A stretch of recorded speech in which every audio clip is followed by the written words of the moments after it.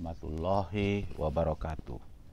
Penegasan batas daerah di Indonesia yang terdiri dari batas daerah itu adalah provinsi, kabupaten dan kota, kecamatan, dan desa kelurahan. Nah, kita akan membahas tentang batas-batas daerah yang ada di Indonesia, provinsi, kabupaten, kota, kecamatan, desa, dan kelurahan. Penegasan batas daerah dapat dilakukan dengan dua cara, yaitu kartometrik, yaitu penelusuran garis batas pada peta kerja. Jadi ada peta dasar dulu dan ditentukan titik-titik koordinat. Jadi kartometrik ini lebih pada penentuan koordinat. Yang kedua, mengenai survei lapangan. Nah, survei lapangan itu mengambil titik koordinat yang disepakatin. Dalam arti begini, tidak di atas meja penentuannya, tetapi dilakukan di lapangan dan disepakati kedua belah pihak. Misal, batas provinsi A dengan provinsi B. Kedua belah pihak harus hadir dan langsung ke lapangan menentukan titik batas. Setelah ditentukan titik batasnya, maka ditentukan titik koordinatnya. Dua, kegiatan penegasan batas meliputi penyiapan dokumen batas, pelacakan batas, pengukuran dan penentuan posisi batas, serta pembuatan peta batas. Penyiapan dokumen batas ini dalam bentuk berita acara, dokumen sejarah, dokumen peraturan. Nah, kegunaan penyiapan dokumen tapal batas agar dalam penentuan tapal batas itu memiliki landasan hukum. Yang berikutnya pelacakan batas. Nah, pelacakan batas ini harus sama-sama ditinjau oleh kedua belah pihak yang berbatasan, daerah yang berbatasan. Disepakati bersama di mana tapal batasnya. Yang berikutnya pengukuran dan penentuan posisi batas.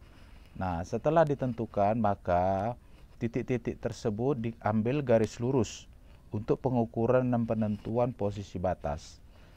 Penentuan posisi batas ini selalu saja menggunakan GPS atau menggunakan alat ukur yang sejenis GPS juga, seperti teodolit dan sebagainya, serta pembuatan peta batas. Nah, pembuatan peta batas ini merupakan hasil kerja dari lapangan penentuan tapal batas dan dituangkan dalam bentuk peta.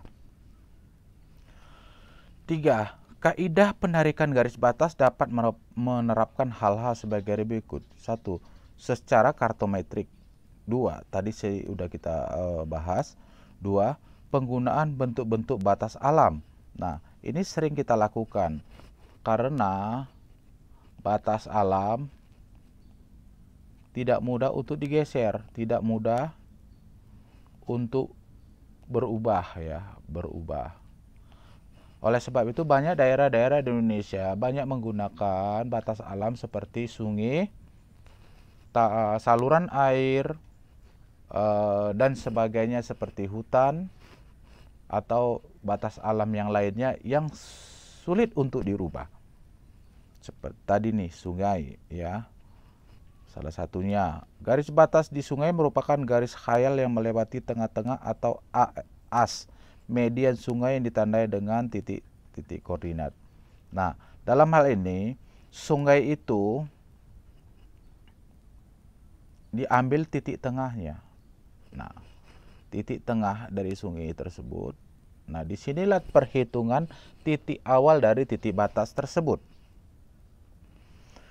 Jika garis batas memotong tepi sungai, maka dilakukan pengukuran titik koordinat pada tepi sungai. Nah, jika garis batas memotong tepi sungai, dalam arti ini sungai, ya. Nah, ini adalah sungai seperti ini. Nah, titik batas, ini titik batas, ada memotong sungai. Nah, titik batas memotong sungai, yaitu misalnya ini daerah A, ini daerah B, ini ada sungai, ya. Maka batasnya di daerah tersebut adalah terpotong oleh sungai, maka dilakukan pengukuran titik koordinat tepi sungai. Nah, ini dia. Nah, apakah ini masuk ke wilayah A atau ini masuk ke wilayah B? Jadi titik koordinat. Nah, kalau sungai ini masuk ke wilayah A, maka titik koordinatnya dari sini. Ini berarti masuk ke wilayah A. Apabila titik koordinat di sini, maka masuk ke wilayah B. Jika sungai sebagai batas daerah lebih maka dilakukan pengukuran titik koordinat batas pada tengah sungai. Jika ini sungai sebagai batas daerah yang ditetapkan, maka diukur titik koordinat di tengah-tengah sungai. Titik koordinat di tengah-tengah sungai. Mana koordinat dari titik sungai? Misal sungai berlebarnya 6 meter. 6 meter. Berarti 3 meter sini, 3 meter sini. Maka di tengah-tengahnya inilah yang diambil titik koordinatnya. Seperti ini. Ini daerah C, daerah B, dan daerah A. Nah, ini titik koordinat. Ini titik koordinat. Berarti ini daerah C. Yang masuk ke daerah C adalah yang ini. Nah, yang ini masuk ke daerah C. Yang ini masuk ke daerah B.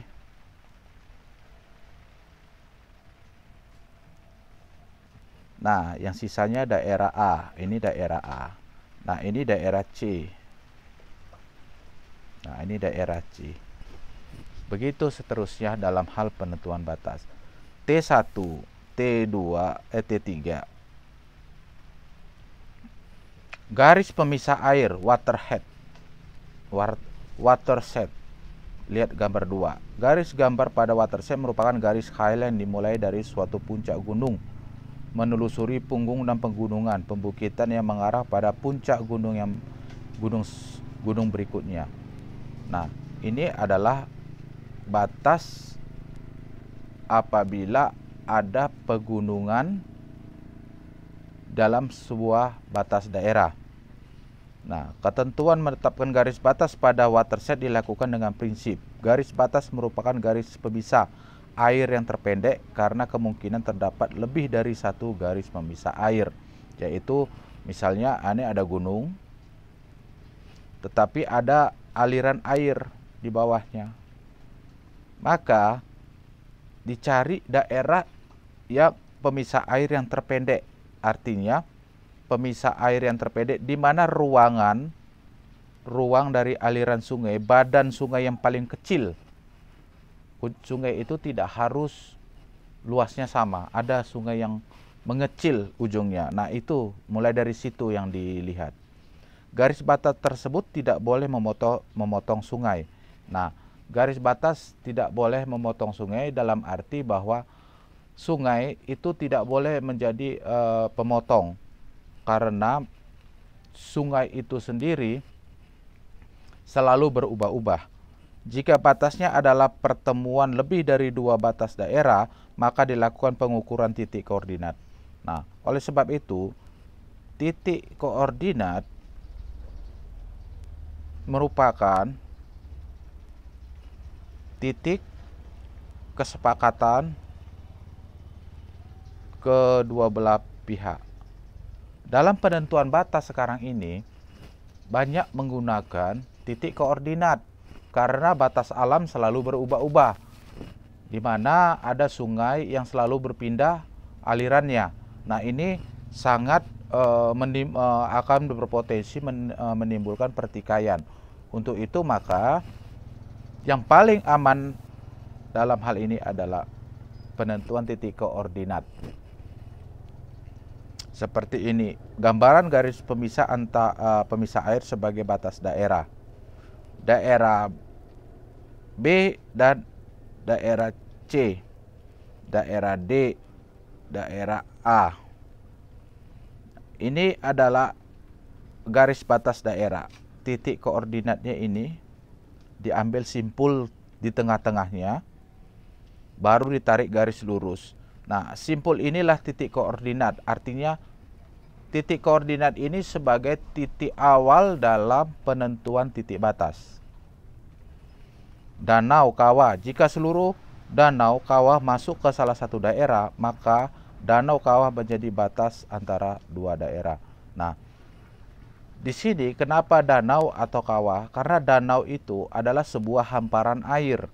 Berbeda dengan sungai. Sungai adalah aliran air. Nah, untuk itu maka danau atau kawah masuk ke salah satu daerah, maka tepi kawah menjadi batas antara daerah. Jika batas memotong danau, kawah, maka garis batas pada danau adalah garis khayal yang menghubungkan antara dua titik kartometrik yang merupakan perpotongan garis batas dengan tepi danau atau kawah. Jika batasnya adalah pertemuan lebih dari dua batas daerah, maka dilakukan pengukuran titik koordinat. Seperti ini. Daerah A, daerah B. Maka ini ditentukan titik koordinat dari danau untuk dibelah.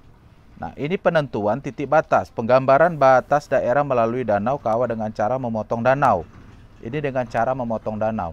Jika batas daerah itu adalah pinggiran danau, maka tidak perlu diambil titik koordinat. Apabila danau memiliki lebih dari satu kabupaten. Misal, ini Danau Toba. Danau Toba itu dimiliki 8 kabupaten. Termasuk di dalamnya adalah Kabupaten Samosir. Untuk itu maka pengambilan titik koordinatnya itu dari pinggir danau dan diambil dari tengah. Tengah danau adalah Pulau Samosir. Maka batas untuk air Kabupaten A, B, C, D, E, F, G diambil dari tengah.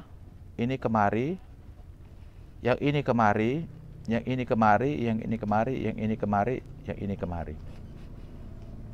Nah, untuk di daerah yang di tengah-tengah atau Kabupaten Samosir, ini diambil dari titik pinggir sampai ke tengah. Nah, dengan demikian, maka ini adalah kawasan danau. Itu tengah-tengahnya adalah milik Kabupaten Samosir. Ini Kabupaten A, Kabupaten B, Kabupaten C. Nah, inilah kawasan batasnya ini. Nah, seperti ini. Sehingga Danau Toba itu dimiliki oleh lebih dari satu kabupaten. Nih, seperti ini. Daerah A, B, C. Diambil titik tengahnya. Jika di tengah-tengahnya seperti kasus Danau Toba adalah pulau, yaitu Pulau Samosir yang merupakan satu kabupaten, maka diambil dari titik sini ke titik sini, titik sini, titik sini, titik sini, titik sini, titik sini. Ini adalah wilayah dari Kabupaten Samosir. Sisanya lagi adalah daerah C, daerah B, daerah A. Nah, cara penentuan batasnya. Penggunaan bentuk-bentuk batas buatan, penegasan batas daerah dapat juga menggunakan unsur-unsur buatan manusia, seperti jalan, jalan kereta api, saluran irigasi, pilar, dan sebagainya. Jalan, seperti ini. Nah, jika jalan raya, maka bercabangan itu diambil titik tengahnya. Nah, jika pinggir jalan menjadi kesepakatan batas, maka diambil pinggir jalannya. Nah, jalan bisa dipotong, berbeda dengan sungai. Jalan bisa dipotong, karena jalan adalah buatan manusia. Ini adalah daerah B, daerah A, dan daerah C. Ini apabila jalan pinggir jalan menjadi batas. Yang ini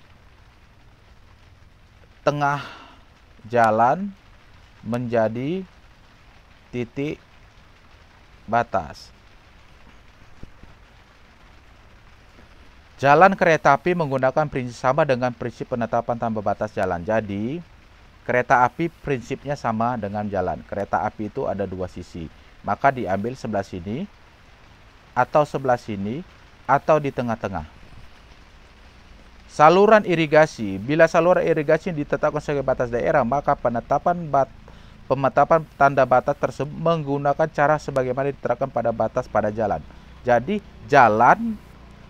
jalan kereta api, saluran irigasi, prinsip penetapan batasnya sama dengan jalan.